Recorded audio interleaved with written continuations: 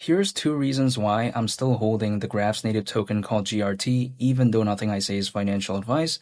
I'm totally aware that as of right now, altcoins, generally speaking, they're not doing the best.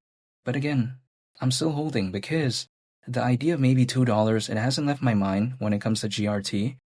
And as of right now, $2 is actually around a 24x from here. Now, again, some people may be thinking, okay, like, why would that make you still want to hold? It's because if I'm dollar cost averaging and let's say the price wasn't doing the best, I don't know why I would complain about that. And for GRT, I've been holding for quite a while, so I just don't want to quit or give up like that. But this is just my perspective. I'm not telling anyone to do anything, by the way, but again, this is the way I view the graph as a project. Now, $2, again, around a 24x from here, but the market cap at that point, considering current circulating supply, it'd actually be around 20 billion. Now, the way to take a look at it is this. If I've seen, BNB, even back in 2021, again, I've seen BNB during the cycle reach a new all-time high, but back in 2021, even the market cap back then was over 100 billion. Again, I just don't see maybe why this market cap seems hypothetically that unrealistic, but this is just my perspective, and this is especially considering the fundamentals of the graph, which actually brings me to my second reason as to why I am still holding GRT, and that is because of the graph's fundamentals. Like, for instance, the graph is an open source software, and it is used to collect, process, and store data from various blockchain applications. Now, the reason why this is done is to facilitate information retrieval, and this basically kind of helps developers use relevant data to increase the efficiency of their decentralized application. If I were to put an analogy on this, it's like, for instance, let's say I'm using like an Apple Watch, and then I can see like, my metrics, like how many steps I, did that day or something like that. It's kind of like that, the way you take a look at it. And maybe if, let's say, I'm an athlete, I could maybe, make my workouts more efficient. Who knows, right?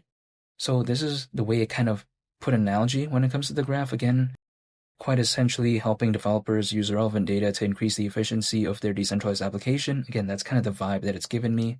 However, even besides that, the graph analyzes and gathers blockchain data before storing it into various indices. Now, these indices right here are called subgraphs, and this allows any application to send a query to its protocol and receive an immediate response. However, queries, by the way, they are posed through decentralized applications through something called GraphQL. Now, I think there's something pretty interesting here because GraphQL, by the way, right? It's a widely used language that was originally created by Facebook. So when it comes to the graph, I think it is pretty cool. I think it's pretty interesting. And also on top of that, right? Anyone can use subgraphs to power applications across 50 plus networks, which do include something like Ethereum, Moonriver, Moonbeam, Harmony, and as well as many others. So I think it's pretty interesting. We've also seen, something like the graph historically, be utilized by popular Ethereum decentralized applications like Aave, Curve, and even Uniswap.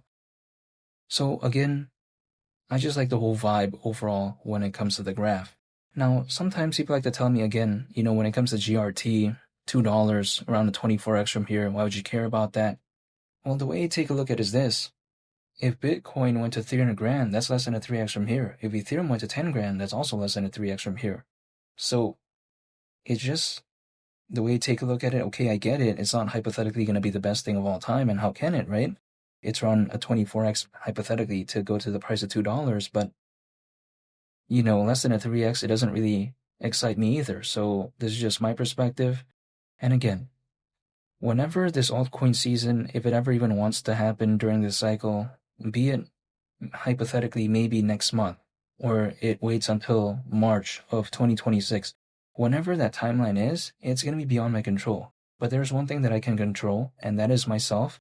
So that's what I'm going to do. I'm going to still be holding, I'm going to still stay patient, dollar cost average, and that's pretty much it. I'm just waiting for a moment in time in which it maybe does something as opposed to trying to find the perfect moment. So again, I'm just preparing, holding. So maybe if the markets do hypothetically decide to wake up and maybe there is a fully fledged type of altcoin season, I just want to be prepared. But again, that's about it. I'm not telling you to do anything, but that right there are 2 reasons why I'm still holding the Graph's native token called GRT. And feel free to subscribe if you enjoyed this video. I'd greatly appreciate it. It's Mali the Captain, and I'll catch y'all on the next one. I'm out. Peace. Bye.